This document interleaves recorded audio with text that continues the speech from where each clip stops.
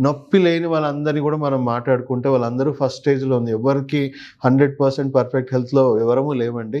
So, నొప్పి లేని వాళ్ళందరినీ మనం ఫస్ట్ స్టేజ్‌లో ఉన్నారని అనుకోండి.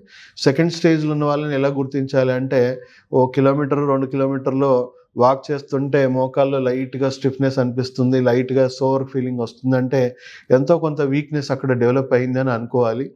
థర్డ్ స్టేజ్‌లో వచ్చేసరికి కొంత డీజనరేషన్ జరిగిపోయింది. కొంత స్టిఫ్‌నెస్ వచ్చింది. వాళ్ళు రెగ్యులర్ వర్క్ చేసుకోగలుగుతారు. కానీ అంత ఎఫిషియెంట్‌గా చేసుకోలేరు. కొంచెం ఎక్కువగా వాకింగ్ చేసినా, కొంచెం ఎక్కువ చేసినా లోపట కొంచెము సౌండ్స్ రావడము, లేదా పెయిన్స్ రావడము, కొద్దిగా వాపులు రావడం అనేది కనబడతా ఉంటది.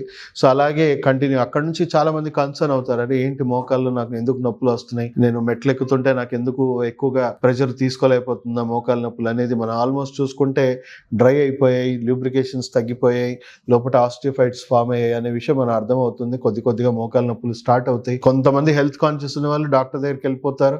కొంతమంది ఇంకా నడుస్తుంది కదా నడిపించుకుందాం అన్నట్టు అలాగే కంటిన్యూ అవుతూ ఉంటారు. సో, డాక్టర్ దగ్గరికి వెళ్ళిన వాళ్ళు మాత్రం ఏం చేస్తారు, పెయిన్ కిల్లర్స్ వాడతారు. పెయిన్ కిల్లర్స్ ఏం చేస్తుంది, ఇక్కడ పోయి స్ట్రెంత్ డెవలప్ చేస్తుందా, ఇక్కడ ఆ డ్యామేజ్ ఆపుతుందా, మీ కిడ్నీలు ఆరోగ్యంగా మారుస్తుందా? లేదండి, ఉన్న కిడ్నీలు పాడు చేస్తుంది.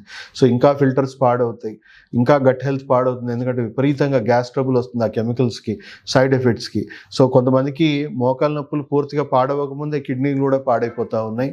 కొంతమందికి మెల్లిమెల్లిగా ఇంకా ఫాస్ట్‌గా మోకాళ్ళు ఇంకా ఈ కీళ్ళు పాడవడానికి అది తోడ్పడతా ఉంది. కానీ ఈ పూట మాత్రం ఉపశమనం ఉంటుంది. సో, కొంతవరకు థర్డ్ స్టేజ్‌లో ఎక్సర్‌సైజెస్ చేసుకున్నా, లేదా పెయిన్ కిల్లర్స్ చేసుకున్నా ఆ పూట మేనేజ్ చేసుకుంటున్నాం గానీ, లోపట ఉన్న ఫంక్షనల్ డిఫెక్ట్స్ మాత్రం రోజు రోజుకి పెరిగిపోతా ఉన్నాయి. ఫంక్షనల్‌గా జరిగే డ్యామేజ్ కూడా మనకు ప్రోగ్రెస్ పెరుగుతా ఉంది. సో, ఆల్మోస్ట్ ఫోర్త్ స్టేజ్‌కి వచ్చేసరికి మనం డైలీ టాస్కులు చేసుకోవడానికి చాలా ఇబ్బంది పడతా ఉంటాం. మోకాళ్ళ నొప్పులు విపరీతంగా వస్తూ ఉంటాయి. ఎక్కువగా మనం నడవలేము, ఎక్కువ దూరం నడవలేని పరిస్థితి క్రియేట్ అవుతుంది. సో, అప్పుడు ఎక్కువ కన్సర్న్ ఫీల్ అవుతాం, డాక్టర్స్ దగ్గరికి వెళ్తాము.